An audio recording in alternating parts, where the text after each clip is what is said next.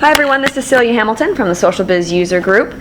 I'm here with Kathy Brown. She has a long list of credentials for the community. She's a consultant at PSC Group. She speaks at many user groups, including the upcoming I Am Lug event. She has spoken in the past at the Vue's developer event, and she's also written for the Vue Journal. She's the author of the Social Biz Dev Tips newsletter. And she's an avid blogger and tweeter. So, Kathy, thank you for joining me. Sure. So, it's XPages month on Social Biz. So, with that in mind, you have written in your Social Biz Dev Tips newsletter, and you did a podcast, Consultant in Your Pocket, with Paul Calhoun on what's new in Domino Designer. So, what's new in Domino Designer 9 specifically for XPages? A lot. Good. So actually most of the list, which obviously we had an hour-long webcast on it, so I can't cover it all. Right. But some of the highlights are that the extension library has become part of the core product.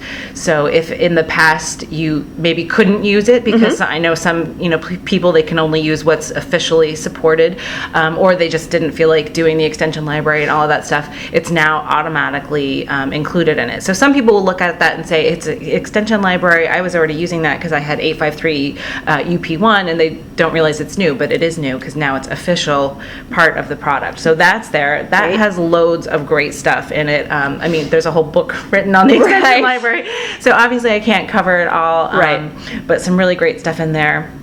There's been some preference changes in Designer, which will affect XPages. Some things like additional content help in the XPages source.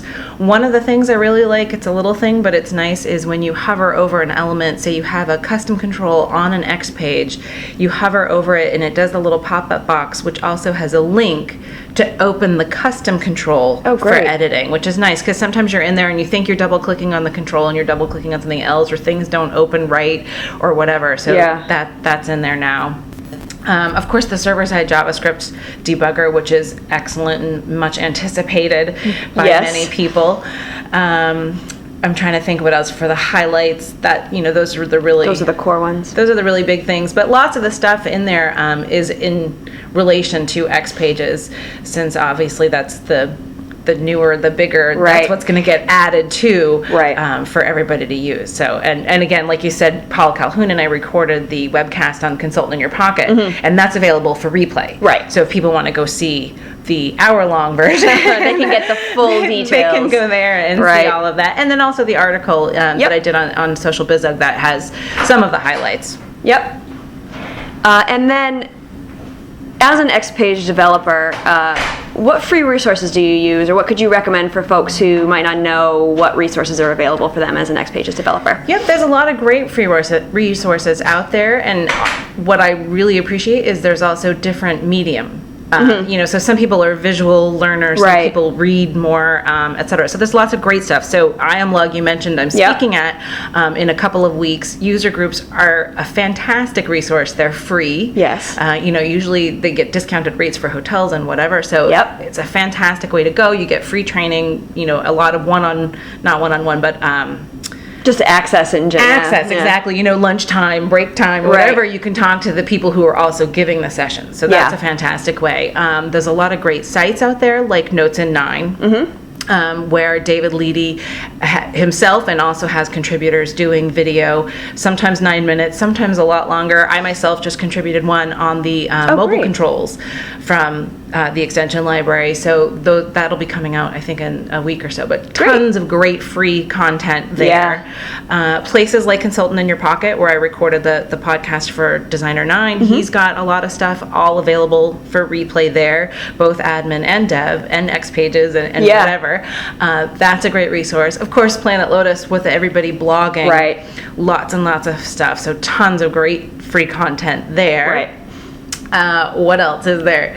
I'm trying to think, but that's really a lot. That's a lot of stuff, And where I post this on Social Biz, I'll throw links up to all those things so people just can click and go and look at, instead of having to go and try and find it all out there. Sure. And also a more specific kind of targeted help is Stack Overflow, where a lot of people are going now to ask their XPages questions. Yeah. Which a lot of times, I Google something and I get a response that's on Stack Overflow. And that's so great. someone asked my question and somebody else answered it. Yeah. So there's a lot of great free knowledge there. I love seeing something like Stack Overflow that's meant for just development and tech questions in general, and then there's our little community represented and questions asked and questions answered. So it's pretty growing nice. too a lot. Good. We're getting a lot of stuff on there, and then of course Social BizUg, where we've got articles and stuff as well. We're growing our resources hopefully every day, and we have a lot of good stuff too.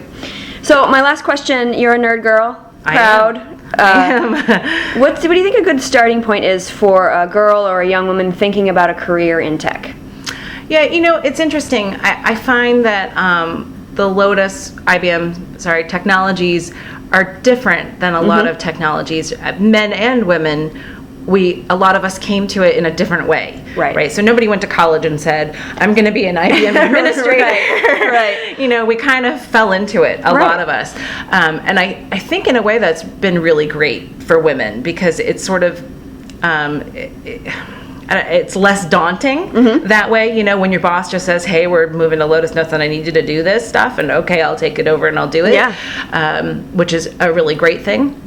So that also makes it hard to say, like, here's a specific, for me, and I'm talking a lot about, nerd girls in the community and technology and all of that. I think it starts really young, right? So I have a daughter, and I want to make sure that she knows she can do whatever she wants to do, right? I forget what the age is. There was some study that shows at a certain age, even girls who really like math and do well at it start to drop off, and they think, it's social and cultural and all these types of things. So I try very hard to make sure that it's not nerdy in the bad sense, right? That she would say, "Oh, Mom, I'm not good at math because it's not cool," Right. So I think there's a lot of that, and I think, really in general, not just men and women, but having a sense of being you, right? So you're not going to let, if anybody does say, "Don't do that," right? A strong sense of just saying, I'm going to believe in myself, and I'm going to do it, whether or not you think it's strange, right, or it's not cool, or whatever, right, because it's what you want to do, right? Yeah, and I find we had a really great, interesting talk at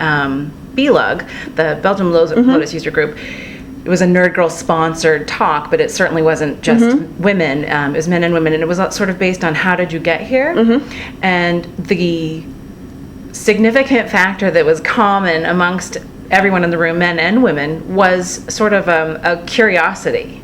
A willingness to say yes, and not, letting whatever dictated you to say no, just forgetting that and saying, let me do that. So, I would say really not just women, but for anybody, to really succeed, just have that willingness. We're the people who are willing to sit down at a computer and maybe break it, and we're not afraid to break it, and and then we'll figure out, oh, I did break it, how do I fix it? Right. And so really just encouraging that, absolutely, amongst people, and then anything too, finding other people to talk to, right? That's what is great about conferences and all of that, and networking. And you think networking, oh, that means getting a new job, but no, a lot of times it's networking, just having someone who has a similar experience to yours. That's sort of what Nerd Girls was born out of. Was not like this man-bashing, man-hating thing. No, not at all. But really just to say, okay, we have a common experience. Let's talk about it. And if you've had frustrations or whatever, someone else to go, that happened to me too. So if you are a woman who's entering into technology or any other industry that might be a little bit male dominated, is to seek out people like yourself, right? So whoever you think might have a bond, something you can talk about in common, so you can feel a little stronger going forward. Right. I went to the Nerd Girls, my first Lotus Fair was 3 or 4 years ago, and I went to it. I wrote a blog about it on Social Biz, because my first Lotus Fair ever, and I'm an English major, I don't have a tech background, so I'm still learning this, and then my job was to find speakers and authors, and I was going to sit in sessions as long as I could understand them. And I did okay on Jumpstart Day, because they do start kind of basic, and then I was maybe 5 minutes in each session. So I was looking for Nerd Girls, because I went to an all-girls school, and we had a feminism class, but it was man bashing. I'm not interested in that. Right. It's not accomplishing anything. So I went to Nerd Girls, and it was great because it wasn't how do we do this without men, is how do we just do this. It's supportive. It's not excluding anyone. So I really kept an eye out on those sessions whenever I go to Lotusphere or anywhere. I think they're great. So I think it's a great movement. I know to Kristen Loria, who's on the WebSphere side now, she talked about mentoring, and so along that same lines of what you're saying, how important that is. Right. Yeah. I mean, and that's true for everyone. Absolutely. Right? Yeah. Tech or not tech. No matter what you're doing anywhere, it's always good to find someone who's you a few years ahead of you. Exactly. You know? Someone who can, like you're saying, foster that curiosity instead of squelching it. Exactly. So. Exactly. Wonderful. Thank you so much for taking the time to talk. Sure. No problem.